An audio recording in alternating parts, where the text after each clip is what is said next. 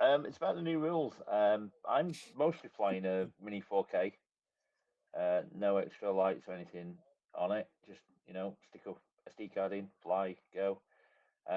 What do the new rules mean for me? There's no C markings on it that I can see. So what's changed for me? Right.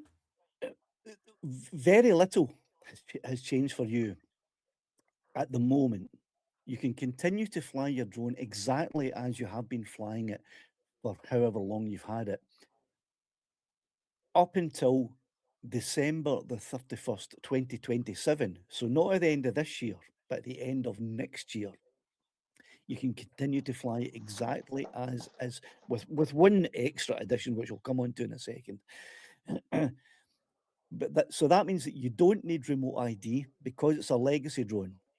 You don't need to apply for any UK labels or markings.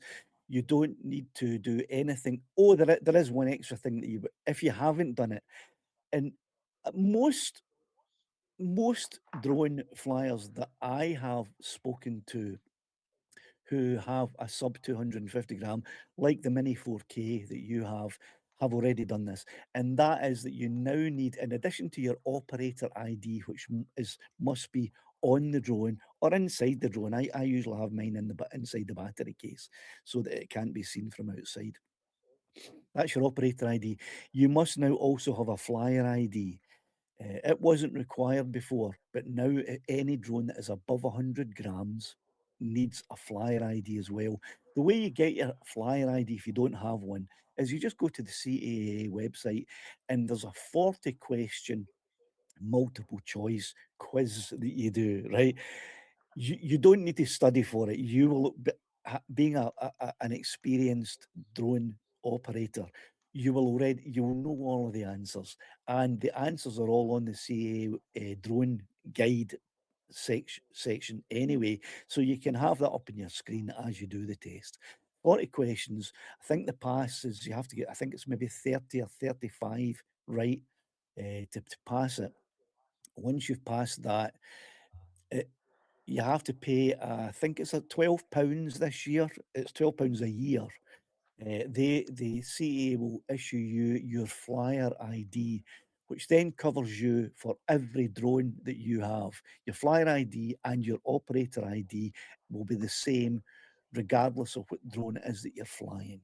So that is one additional thing that you have to do. Yeah, I got the flyer ID when I first registered as an operator. I I thought the thought so. flyer IDs were valid for 5 years and they were free. Uh, that It was only the well, operator ID that costs you £12 a yeah. year or whatever it is now. You could be right. You probably are right. It's probably the operator ID that costs you £12 a year, Yeah, and the flyer ID is free. Yeah, what it's crazy why they can't just consolidate everything, make it the same. One of them lasts for 5 years. One of them lasts, I think it's 2 years now. It's not even 12. yearly.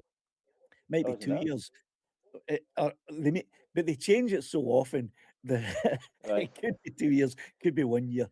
But yeah, so that's the only change. It doesn't affect you because you already had your flyer ID, and most Yeah, sub 250 gram flat operators do.